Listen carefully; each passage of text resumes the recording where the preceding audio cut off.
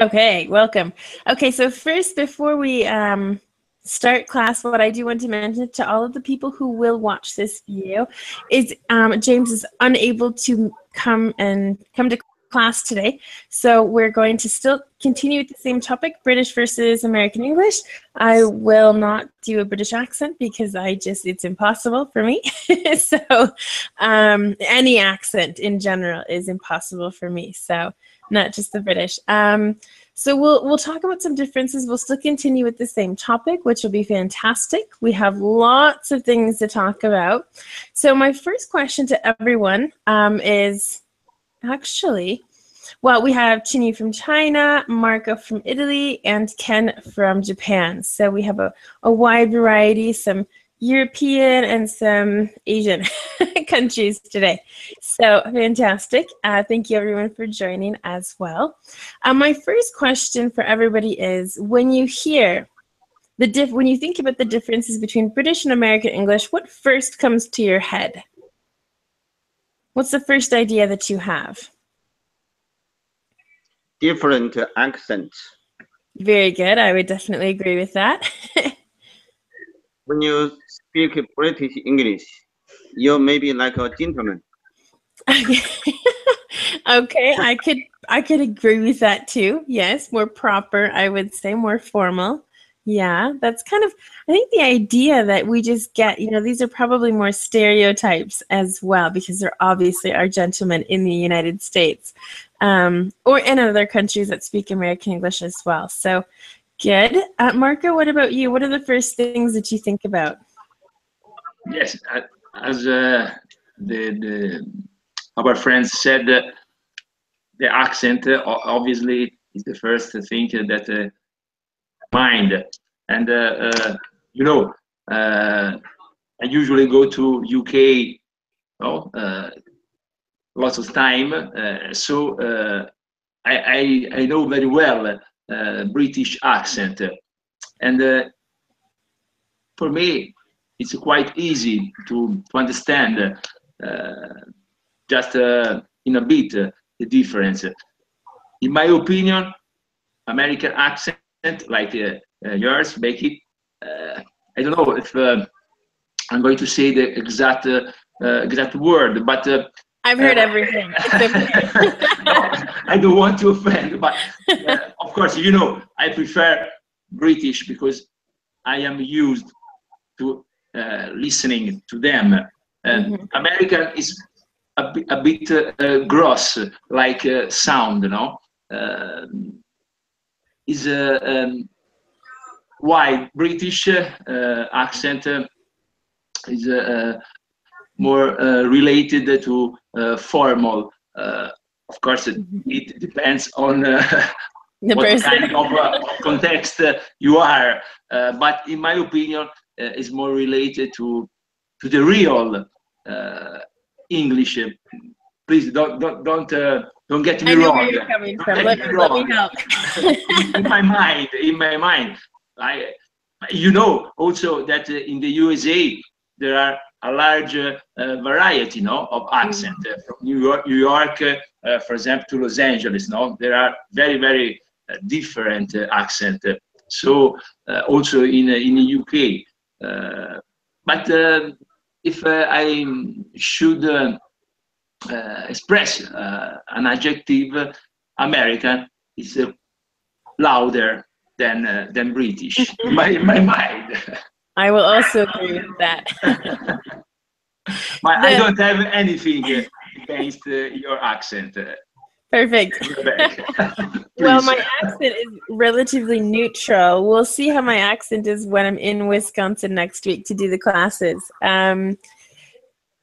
What you're referring to is about the real English. I'm assuming is that it's that's where the language originated, and that's perfectly fine. Yes, Same thing happens here in Spain. Spain is where the language comes from, and South America and Mexico speak Spanish as well natively.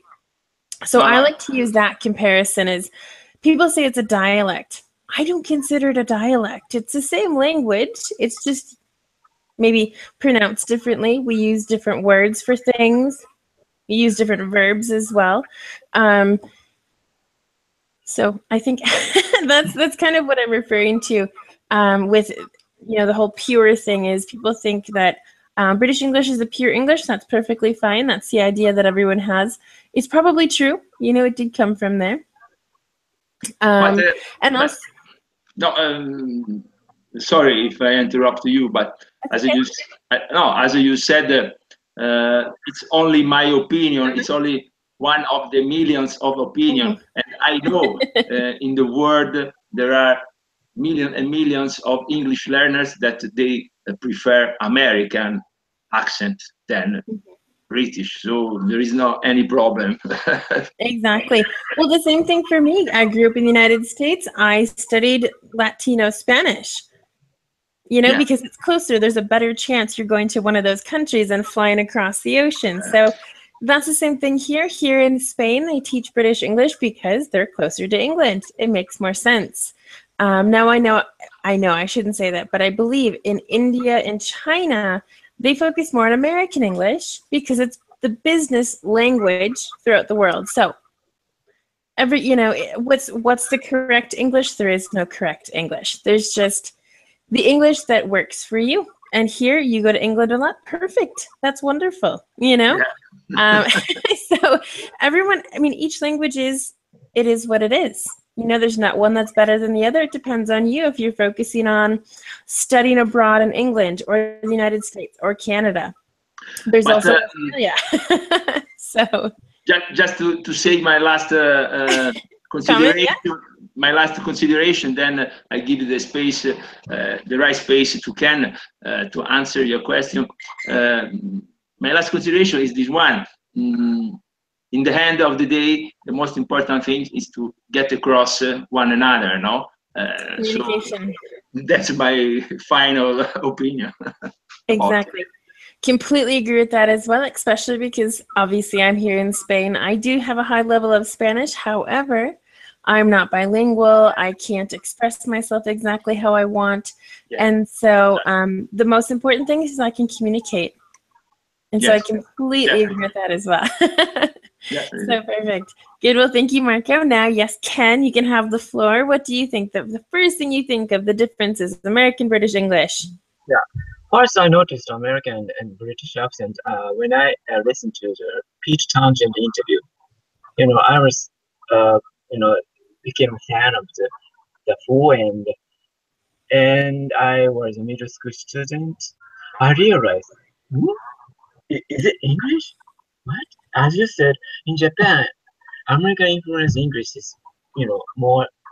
Maybe we listen to American accent more than British accent. So, and I began to be curious about British accent. I realized some rule, R, never roll, listen, usually here, change the hair, there,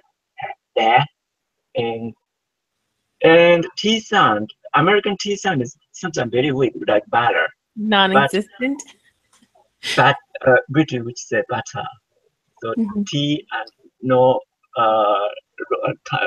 that R sound, butter.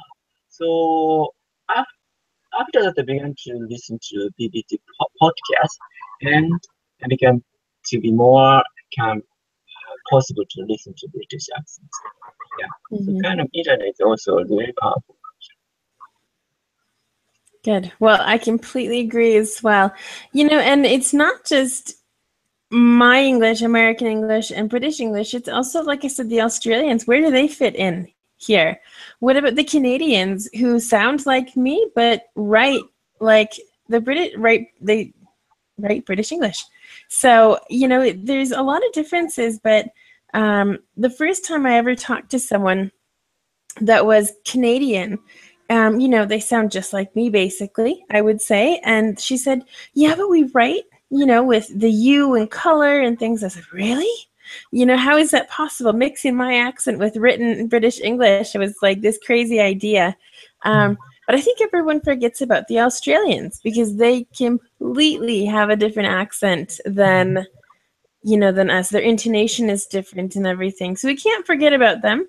But again, it is very far away from the rest of the world. So probably a little bit more challenging to get there. Well, I suppose Chinyu and Ken could go there easier than than me and Marco. So Also, I watched the BBC's documentary about English language history, and that documentary explains 200 years ago, British accent preserves in American mainly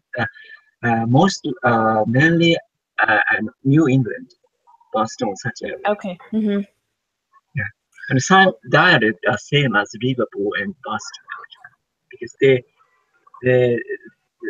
were the port town. They are port town. Maybe people coming, not coming to exchange. Yeah, move such towns a lot. So.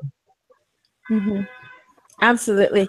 And, just as Marco mentioned before, the differences between, everywhere in the United States, we do have a lot of different accents, which, it happens in any country as well. I mean, even in Italy, I'm sure that there's many different accents from the north to the south and things.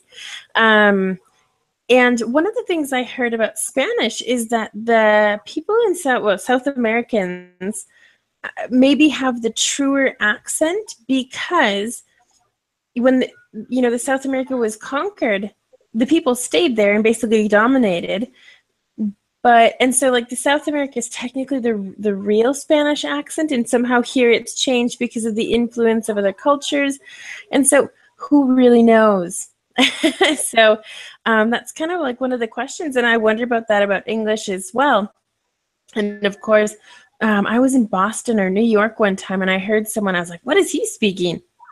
It was English, and I couldn't understand him at all. Same thing happened in Dublin. I was walking around, I said, "Ooh, they're speaking Irish." No. They were speaking English. So, there's lots of differences. So that's the first thing I want to talk about. And Ken, you did mention the R, and I think one of my first experiences with the R was teaching English, and there was a little section, how to pronounce these words, and I was like, or what's the difference between the pronunciation of these words? And I'm reading, I'm like, there's no difference. What they're referring to is there's this special R that's used as a linking R in between words, or no, it's not mother. The mother, for example, they wouldn't say the at the end, and so they'd kind of drop that last and then continue with the next words. Then there's something that's called an intrusive R, which is you say an R and it's not really supposed to be there. That happens a lot with the word idea. I know, I have a friend from Connecticut who actually says idea, and I'm like, where'd you find that R? So, that's another thing. And there is a rule, and I have a website here to help me because I'm not so sure exactly, but it depends on the vowels. Okay, so you only say an R when there's a vowel before. So work, for example, the R would be pronounced work. Now you don't say the R when it comes at the end of a word, basically. Yes, that's right. Or before a consonant. So right. Right? Yeah, I learned in the linguistic class, phonetic classes, as a knowledge, but I don't know the sound. So actually, but yeah, and I know at the ends. And one thing that confuses everybody are the words like center, because in British English, it looks like it's centra. Yeah. Marco, how would you pronounce that word? You're going to probably be our go-to English. Yeah. But how would you pronounce that R at the end? Yeah, that's another big difference, from American English and British. In my opinion, British tend to cut the final side of final sound, the final words, like for example, American, just to give you an example, teacher, English teacher. Mm-hmm. It's more cut, no? The final, they don't tend to pronounce the last R or the last sound, no? Mm-hmm. Probably they usually rarely pronounce R at the end of a words or in the middle even. Only in a few words they pronounce the R. They tend to mispronounce this kind of consonant. Mm-hmm. So center in British it should be center. Mm-hmm. In American center. Yeah. You probably you correct me, Becky. No, center. That's perfect. So there's that, and now if we kind of do the opposite, the vice versa aspect, in American English, we actually don't pronounce the T's as Ken mentioned earlier as well, with a lot of things. So if I ask you a question, for example, what are you going to do? Now I've written this as it should be written. What are you going to do? Now, spoken in American English, speaking with friends, what are you going to do? That T with what, I did not pronounce. What? What are you going to do? And I've done the going to gonna. And so we cut off our endings as well. We don't pronounce things as well. So it is, kind of 50-50. It goes both ways. It's just a different letter. And as we know, other things too, the word butter. I'm in teacher mode. I'm pronouncing things as I should. I shouldn't say as I should, but so it's understood. Butter, or I would say butter. Like I'm saying B-U-D-E-R, butter. But I'm not. I'm saying butter with the two T's. Same things happen with little. I would say little. So those are the things that, are some of the differences. And that's just kind of what happens. So good. Any other comments before we look at maybe different vocabulary words? No other comments? Nothing? Yes, I have an observation about the interesting worldwide English questions. Of course, if we English learner speak to native, American or British, is a totally different when we speak in English with a foreigner like us, like me. Sorry. For example, tomorrow I'm going to Portugal, and 99% I have to speak in English, of course, because I don't know a few words in Portuguese, So, for Portuguese people speak an international English, so it would be easier for me to understand them compared if I traveled to USA or to UK, because they tend to speak a clear English, even they know good English too. So we have to make this important observation. Is different when, in this case for me, but I think also for Ken, for the other friends here, is totally different when we speak with a Dutch, with a French, or with you, Rebecca, or with James, for example. That's an important point to remark, in my opinion. Exactly. And I completely agree with that too. And I've heard many, many people say it's easier to understand a non-native English speaker than a native speaker. I completely understand. That's normal. Or when I speak Spanish to a friend of mine and, from the United States compared to when I first arrived here, I was like, whoa, slow down. So I don't think we realize how fast we speak in our own language. And I'm sure sometimes here in class, I just, speak 1,000 miles per hour. And Maybe you understand, maybe you don't, but that's the real English. So perfect. Well, I don't have any specific objects around me, but I do want to talk about some different vocabulary that we use. So let's think of different words that I would say versus Thomas or James would say. So any ideas?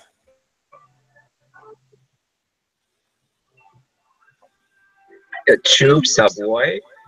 The There tube? are actually there are a lot. And Is it the tube? yeah, tube is British term for subway. Underground is what I was thinking. Underground also, yeah, British term. Okay. Yeah, Pavement tube. and sidewalk. Yeah. Sorry, Ken. Mm-hmm. Sorry. Also, British say people sometimes say telly instead of saying TV. Telly. Mm-hmm. That's cute. That's cute. That's cute. Kelly, yeah, that's true. Mm-hmm. Good, thanks, Ken. Let's go to Marco. He's saying pavement and sidewalk. That's definitely true. That's on the side of the road where the people walk. So that's good. And then chips and French fries. I have a funny story about French fries. I was in Belgium and we did a free tour. And we did it in Spanish because I was with my husband and that's the language we speak. So we're doing this tour. And she says, yeah, those stupid Americans were here and they heard people speaking French. And so that's why they called them French fries, even though they were invented in Belgium and not in France. And I'm like, should I file a complaint or something? Because you obviously just insulted me and my people. But no, I ended up not doing anything. But I just thought, you have to watch who you're talking. You don't really know who you're always talking to. So I thought it was kind of funny. But yes, French fries and chips. But then later, chips for me, are crisps in British English. And so we use the same word for different things. So that's another one of the confusing things. So very good. Chinyu, do you have anything to say? Do you know any differences in American and British English?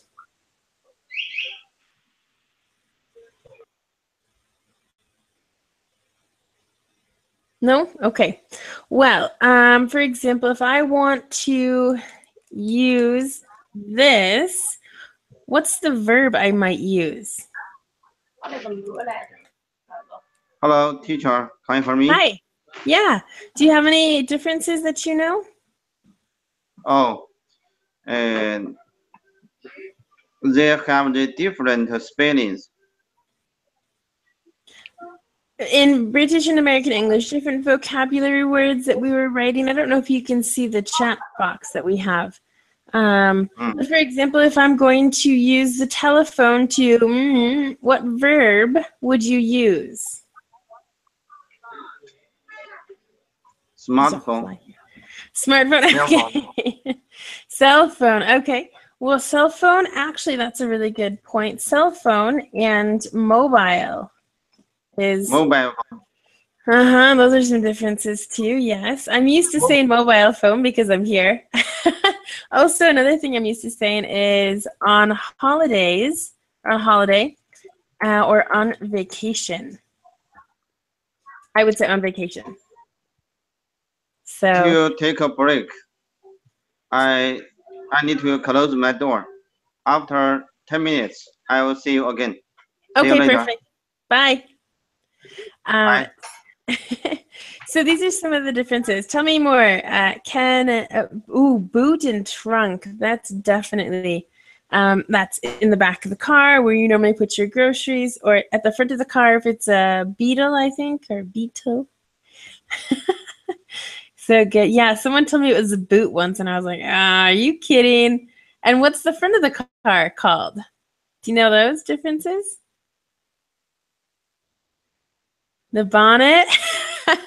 And Ken, do you know? Yeah, petrol and gas. Okay, well that's different. What about the front of the car? We say bonnet in Japanese. So you do? Yeah, actually. Well, don't you drive on the left side of the road? Yes, actually. Yes, it was England. Yes. Okay, so hood. It's the hood in American English, Yes. which kind of makes more sense, but I'm not going to say anything. So good. But yes, gas and petrol, same thing. I say gas, petrol. I don't even know why they say petrol, but that's okay. Okay, so what other differences can we think of? Truck and trolley. Lorry Lorry. and truck.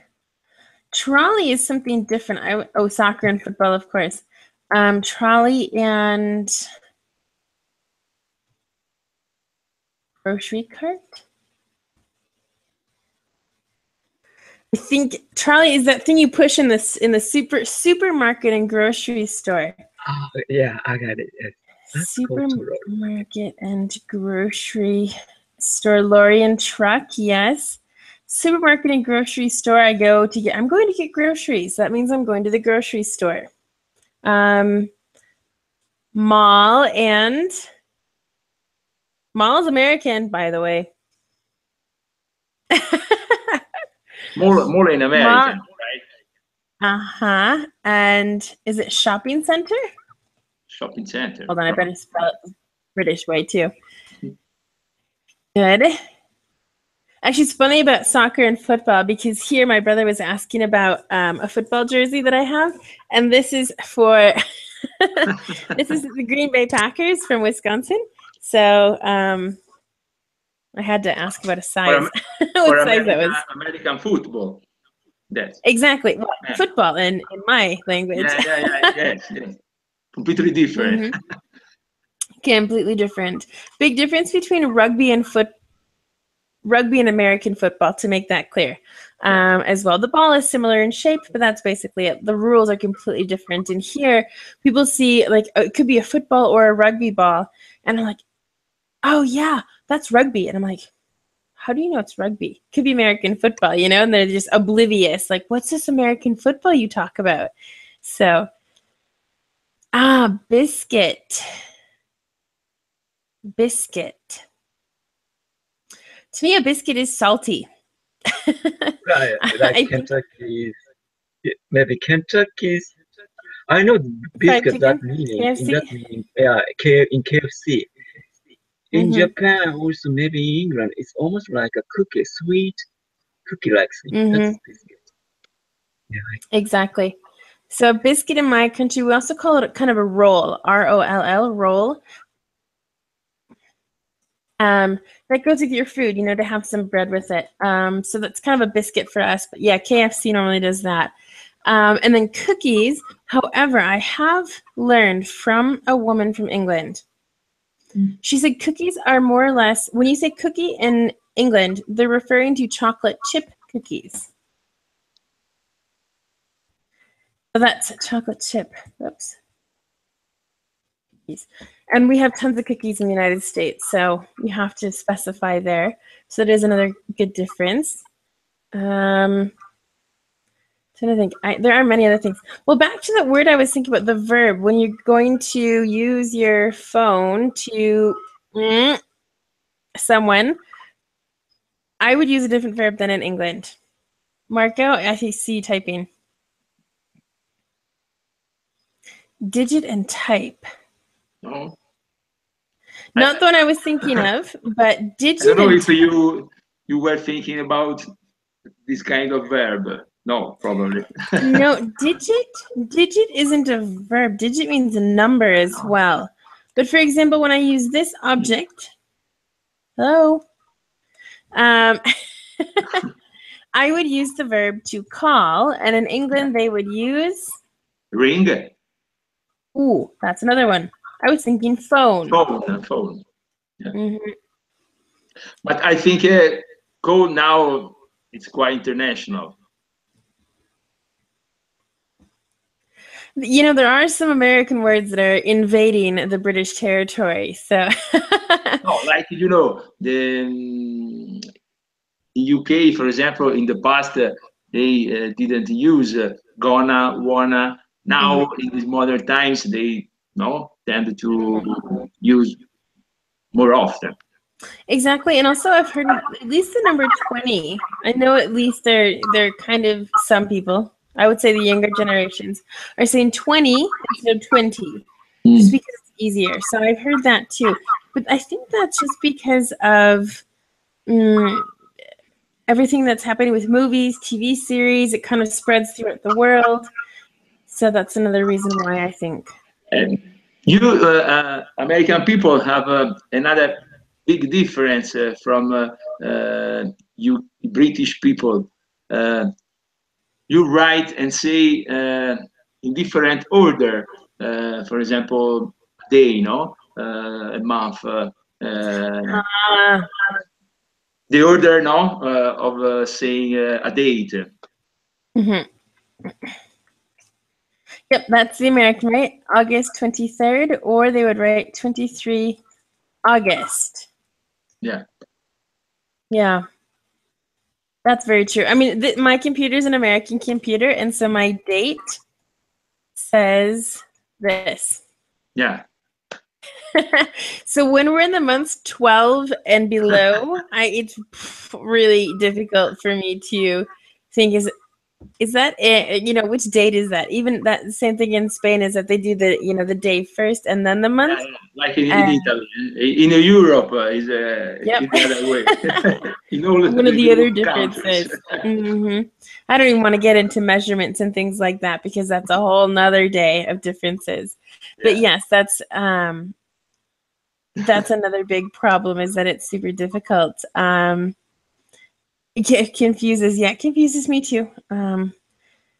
You just have to think, well, what logically, what should this date be? Or just say, well, okay, well, it's still good, so it's okay, or something like that. But yeah, that's one of the things that confuses me. My husband doesn't like to use my computer because it's an American computer, and I told him one time, I don't like to use Spanish computers. My keyboard. Okay, another story. My cat decided to spill coffee on my keyboard one time. And I took it to a place and they're like, yeah, well, we can, change it to a Spanish keyboard. And I said, I don't want a Spanish keyboard. And my husband's like, well, why not? It's not that big of a difference, whatever. And then he had to use my computer a couple times. He's like, I don't like this computer. I'm like, I don't like your keyboard either. So, who wins that battle? So that's the other thing too. I mean, obviously there are many differences in culture as well.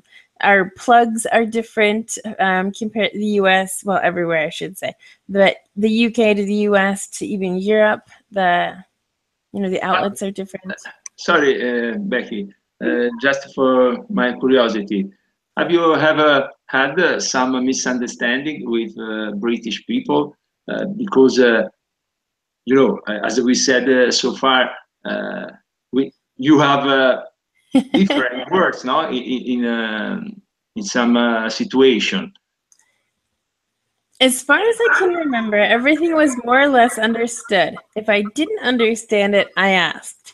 For example, this is not very nice language, but if I say, for example, I'm pissed off, in American English, that means I'm angry.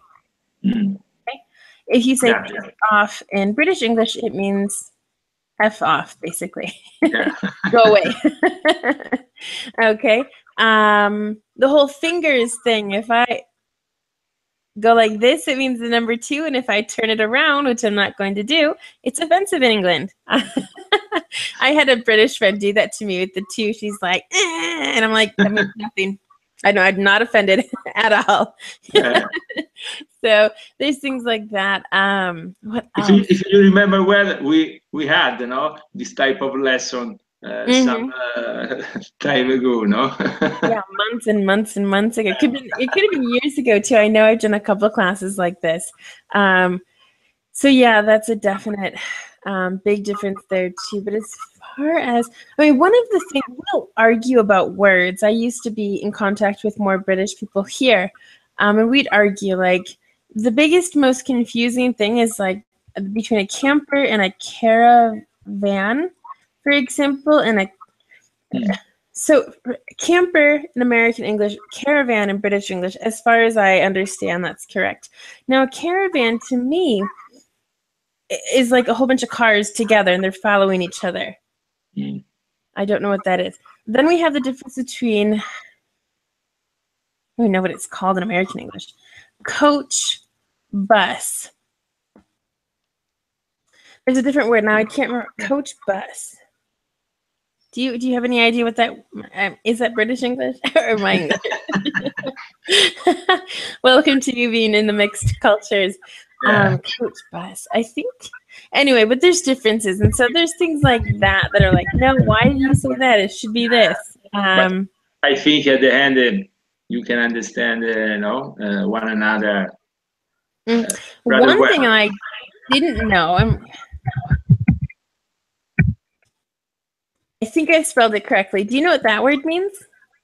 Yeah. A fortnight? Ken, have you heard of that word before? Yes, 2 weeks. Yeah, I had no 14 idea. days. I was like, what's a fortnight? Yes. Yeah, 14, 15 days. I wasn't exactly sure. But about 2 weeks is a fortnight. And I was like, I thought I had no idea. So, there are words like that are like all of a sudden pop up and I'm like, what?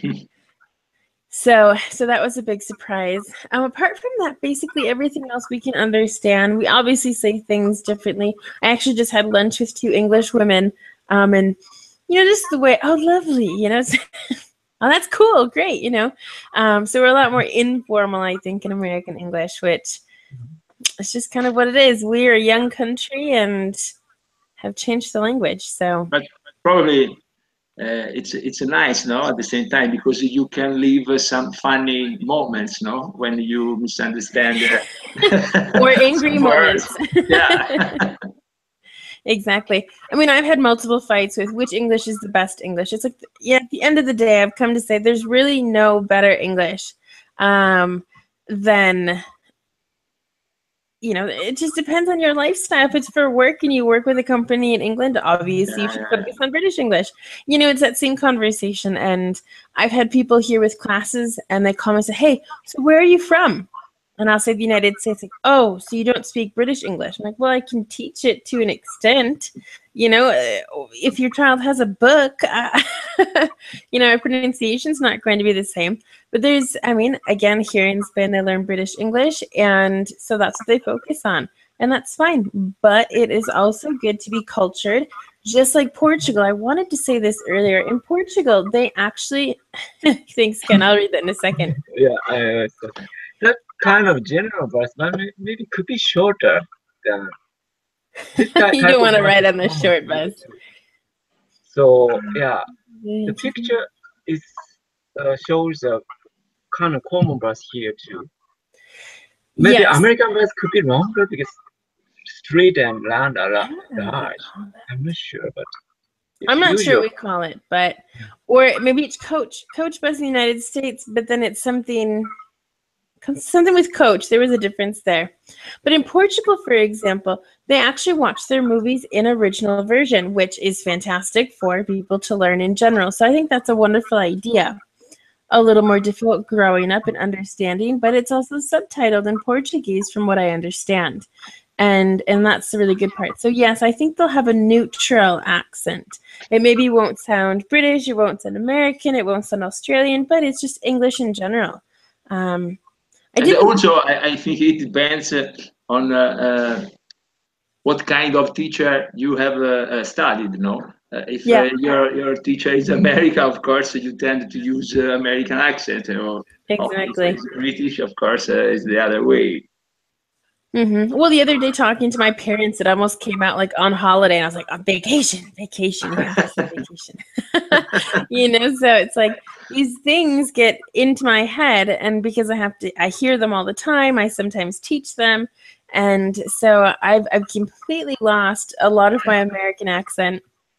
But, for example, in my opinion, is quite recognizable the English that people in India talk, or speak. They have a very strong accent, For example, even they speak a perfect English, but they have the specific accent that only Indian people have, for example? Well, I mean, French, for example, too. Normally, you can hear some kind of, their French sounds that I can't make either. But there are people here in Spain that you can definitely tell are Spanish speakers, but they're speaking in English, and then other people that completely don't have an accent. And I'm like, how do you do that? Because I have an American accent in Spanish, so and actually, British English speakers, or people from England, for example, actually pronounce Spanish words better in general than Americans because of the differences in our sounds. We have so many different sounds. There's a really good video that I'd like to share, and I don't know. You can check my Sorry, but it's quite strange in my mind because you in the USA have a million of Spanish people. They live there, no? And probably, if I'm not wrong, after your first language, native British, Spanish is the second language in the USA. So I think that you should quite used, to hearing that sound. Right, but the Spanish accent in the United States is quite different too. Yeah, so that's one of the other things. I have a website here that I'm looking at different foods. For example, I would call a specific zucchini. Do you know what that is, Marco? A zucchini? Yeah, zucchini is an Italian word. I know.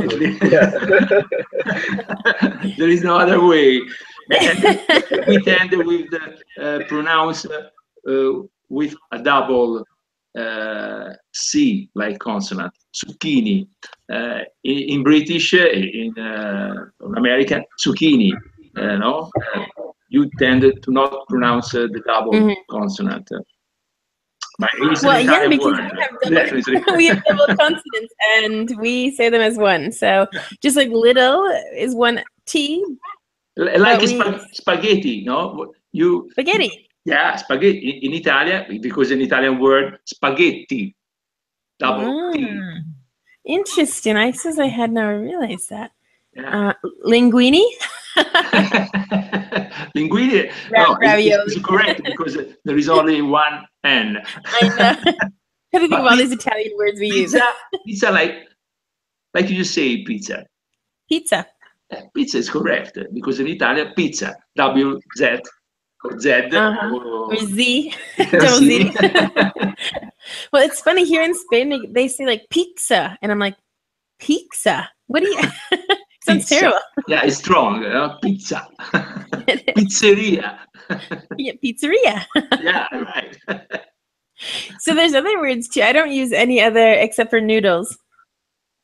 There aren't any other, as far as I'm concerned, Italian words that we use. We use a lot of French words.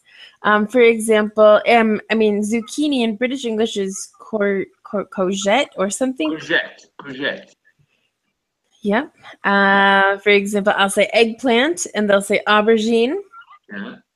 So things like that. We use a lot of French words in English in general, and déjà vu is something I can think of, and that's probably it for now. Yes, but we've stolen words from other languages too, obviously. So cliche, that's touche as well. There's a ballet for buffet, for example. So those words as well. But so that's interesting. I'm actually looking on this website here. It's like a baked potato is a jacket potato.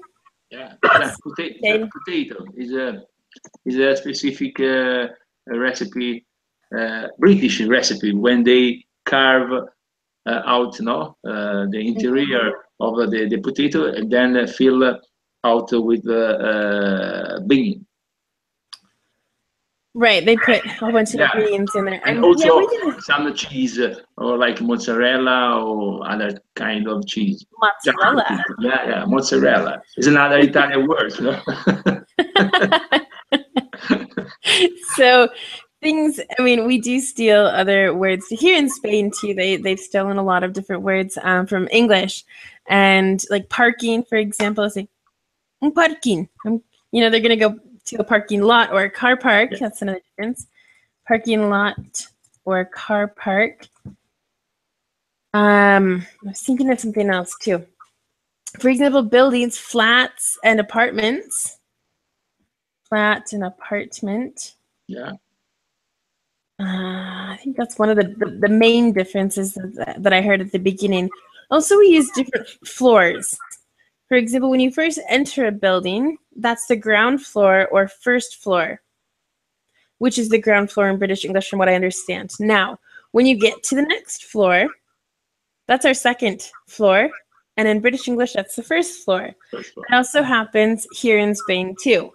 So that's one of the differences, and that could be a European thing in general. So there's that. Also, for example, if we're going to a place and there's a line or a queue, Yeah. the word queue is like that's a bit different. Yeah. exists, I think. Queue. Oops, I spelled it wrong. Queue and line. Door. I would say hall. You spelled too, sorry. Like I said, it's the craziest word in British English, I think. It doesn't really make any It sounds sense. like French to me. You came from French. I wonder if it is. That's a really good question. Because Q, it should just be spelled like that with just the letter Q and be done. Why do you have to add more letters? But the front entrance of a home, timetable and schedule, that's very true. Yeah. Also, pronunciation. British people say Yeah. schedule. Schedule. Yeah, Schedule. schedule. The first time I heard someone say schedule in British English, I almost hit the floor. I was like, are you kidding? That's a silly way to pronounce that word. And it seems pretty difficult, but schedule doesn't seem so different. Yeah, it's the same as school. They both start the same. School, schedule. So a lot of differences in many, many things. And they're just tiny differences too. But it could be, pretty big. The way we spell words is a whole nother topic. Like the word, color is probably one of the most, my computer says it's spelled incorrectly. Yeah. So color and color, favorite, favor, things like that. But when I saw this word, I was like, what is that? I meant tire. With the car. I had no idea. Honor. Exactly. So there's a lot of differences that way too. I would say one of the biggest ones. I don't have a pencil. The thing at the end of a pencil. When you have a pencil and you want to erase something, what do you use? Eraser. I know. Eraser, but I don't know. Okay, eraser's American English. I like that one. Marco? No, I don't have any idea. You don't remember? No, in this moment. Rubber. Yeah. Of course, right? However, rubber in American English refers to something men put on themselves while interacting in relationships with women or other men. So first time I said, can I have a rubber? And I said, who are you talking to? So that's one of those ones like, okay, change your mind. Think of what's really going on. What are they learning? What does this come from? Why? So that was a big difference. I had to get used to that one. Marco, do you have anything to say? It looks like you. Oh, yeah, garbage and trash and rubbish. Yeah. I think is garbage more used in British English or trash? There's one of them that's kind of. For example, the container, no? In British, a litter bin, for example. Yeah. Garbage can. Yeah. Yeah, different. Well, litter is stuff that you put on the ground that doesn't go in the can. So I can see that. Well, hello to you. You're back. So good. We have 5 more minutes to enjoy class together. We've been continually talking about differences with words, and pronunciation is always an issue. Probably James would help us much better, no? To to recognize lots of words. Well, yeah, that's true. Another thing in the United States is Main Street, and in British English they say High Street. And actually, not long ago, I was sitting doing a class outside with someone speaking in English, and this woman behind me says, "Oh, I'm from this academy. We're always looking for English teachers. Would you be interested?" I said, "Well, where are you located? Because I've been here for almost 6 years. I know the majority of places." "Oh, yeah, it's just to the right of the High Street." I'm like, Yeah. High Street, you know, like I've heard of High Street, but I was like, High Street, what's the High Street, you know? It's Main Street. Okay. Motorway and highway, right? Highway or freeway, that's true. That depends on where you're from in the United States. So that's one of those. Actually, this is going to be funny. In Wisconsin, we say, Ken, I don't think you'll know this. Bubbler. Do you know what that means? Sounds like Coke or something. Beverage. Pop. Nope. This is where you go to drink water. Water fountain? Wow. That is a Wisconsin word. Never heard. It's literally only used like Wisconsin, Minnesota area. So down in the South, you wouldn't hear of that. Or drinking fountain. I'm sorry, drinking fountain is the other one. Because a water fountain is where you have like, you know, in the middle of the roundabouts, all these decorative things. Roundabout, is that the same in British English as well? Roundabout? Roundabout. I think so. There's what's that called? Nope, completely gone.